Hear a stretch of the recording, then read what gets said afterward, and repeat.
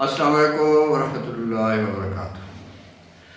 ہاں جی، یہ ہمارے ساتھ ایک ٹریجڈی سمجھ لیں الوداعی ہے کہ یہ ہم فارنر لینگویج ہے جس کو ہم نے پڑھنا ہوتا ہے، یعنی غیر ملکیوں کی زبان ہے۔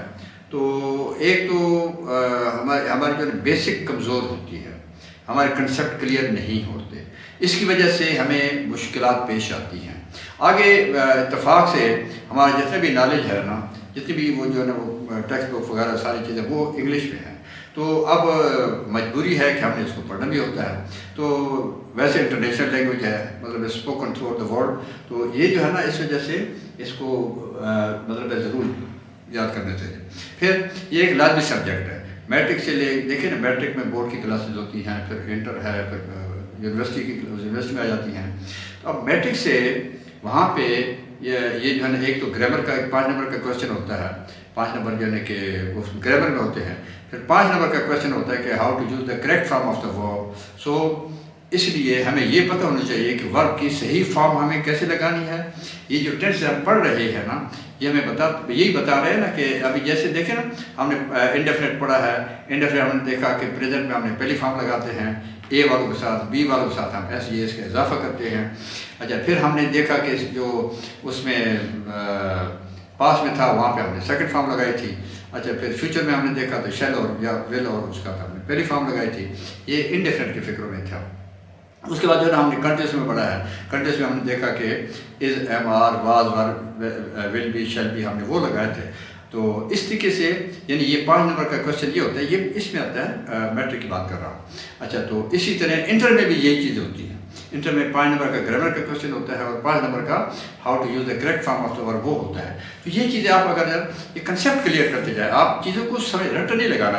یہاں سے ایک بنیادی غلطی ہم جو ہے وہ یہی کرتے ہیں کہ ہم رٹا لگاتے ہیں، رٹی کی وجہ سے سارا ستیراس ہو جاتا ہے۔ بالکل تو چیز کو سمجھا کریں، فکر کچھ بھی ہو سکتا ہے۔ اب آپ کو دیکھنا لاجک آپ کو پتہ ہونا چاہیے کہ اس کی منطق کیا ہے، یہ ہے کیوں، what is the reason behind. تو آپ کو ریزن بیہائنڈ اگر سمجھ آ جائے گی، آپ فکر کوئی بھی ہو بندہ وہ آدمی کر سکتا ہے۔ سو اب جیسے کہ یہ تینوں ٹینسز کے بارے میں ہے۔ ابھی آپ دیکھیں نا، ہم نے کنٹینیوس میں پڑھا ہے نا، اس میں ہم نے تینوں ٹینس پڑھے تھے، تینوں ٹینس۔ اب یہ پرفیکٹ ہے، مکمل، یعنی یہ اس میں ایک سینس ہوتی ہے کہ کام مکمل ہو گیا ہے۔ اب اس میں ہم اردو میں کیسے کہتے ہیں، چکا، چکے، چکی یا لیا عموماً استعمال کرتے ہیں۔ اب اس میں نشانی اس کی یہ ہوتی ہے کہ اردو کے فکر آخر پر مین ٹینس ہوگا، یعنی تھا، تھی، تھے ہوگا، یا ہوں، ہو، ہیں وغیرہ ہوگا، یا گا، گئے، کی وغیرہ آئے گا فیوچر میں۔ یہ پاس میں ہوگا، یہ پریزنٹ میں ہوگا، اور یہ فیوچر میں، یہ اس کی نشانی ہوتی ہے، یہ آخر پہ ہوگی۔ اس کے بعد چکا، چکی، چکے، لیا وغیرہ، یہ اس کے بعد جو ہے یہ آ جاتا ہے۔ جیسا کہ میں کھانا کھا چکا تھا، میں کھانا کھا چکی تھی، ہم کھانا کھا چکے تھے۔ اچھا، میں کھانا کھا چکا ہوں، تم کھانا کھا چکے ہو، ہم کھانا کھا چکے ہیں، وہ کھانا کھا چکی ہے۔ اس میں ہے بھی اس میں آتا ہے، ٹھیک ہے۔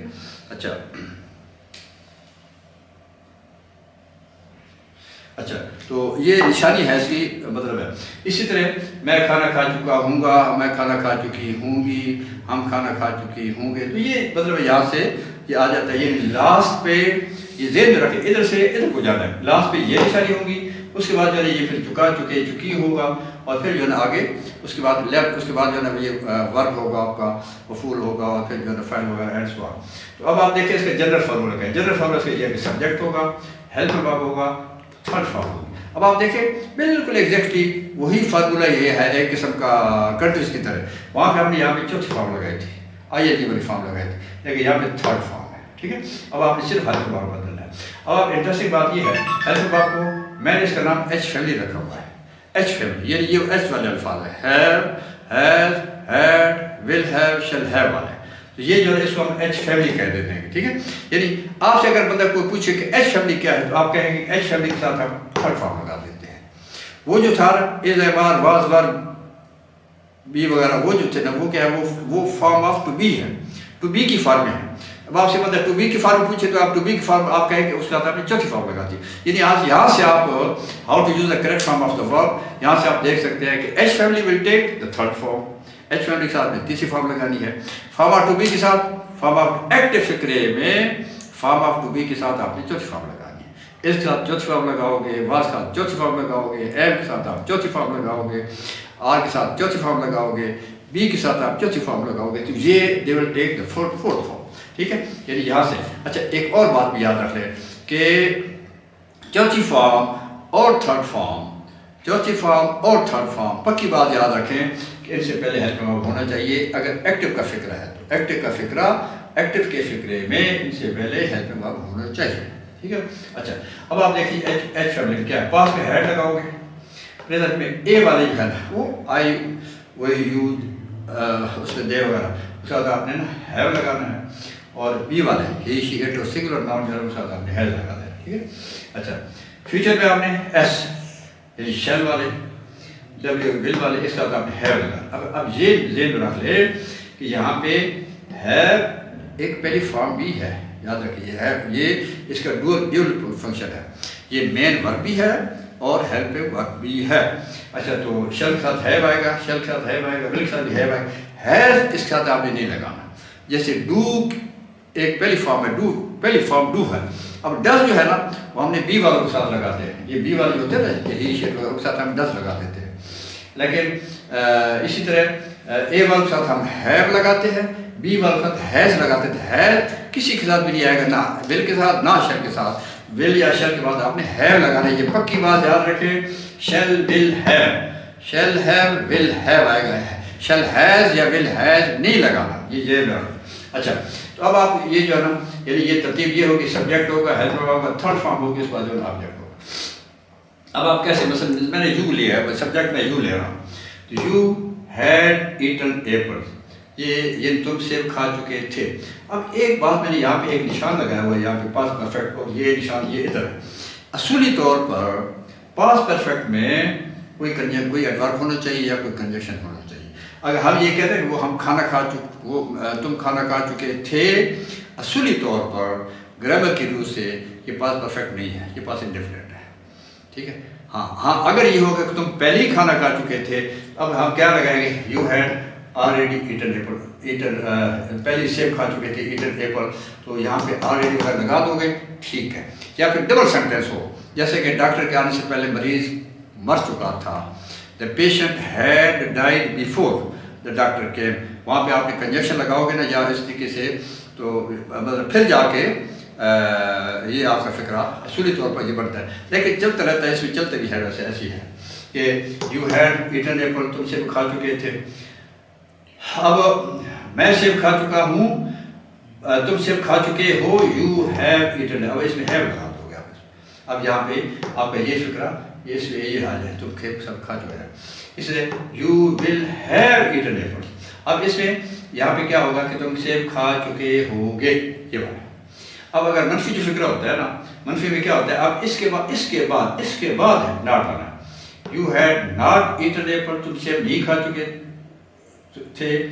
You have not eaten apple, تم سیب نہیں کھا چکے ہو. You will not have eaten apple. اب یہ غلطی نہیں کرنی، یہی آپ یہی ذہن میں رکھ لینا کہ ول پہلے ہے تو آپ ناٹ ہے. You will not have eaten apple. ٹھیک ہے. یو ول ہیو ناٹ لگاؤ گے غلط ہو جائے گا. تو یہاں نے یہ ٹھیک کرنا ہے. اب سادہ سوالیہ ہے، سادہ سوالیہ میں یہی ہے تو ان کو آپ شروع میں لے آنا ہے. ہیڈ یو ایٹن ایپل، کیا تم سیب کھا چکے تھے. ہیڈ یو ایٹن ایپل، کیا تم سیب کھا چکے ہو. Will you have eaten apple, کیا تم سیب کھا چکے ہو گے. یہ بات. اب اگر منفی ہے تو اب اس کے بعد جو ہے نا آپ نے ان کے بعد آپ نے ناٹ لگا دینا. کیسے بولا؟ Head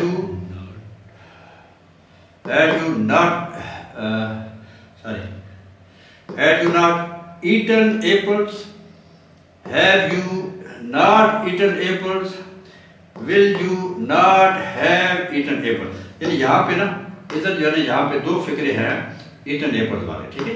eaten apple, eaten apple.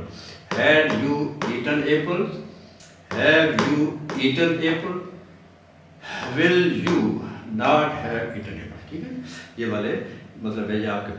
اب اگر یہ دورے سوالیہ ہو، دورے سوالیہ ایسے ہے نا، کیوں یعنی why, when, where, how. Why کیوں، وین کب، ویئر کہاں، ہاؤ کیسے.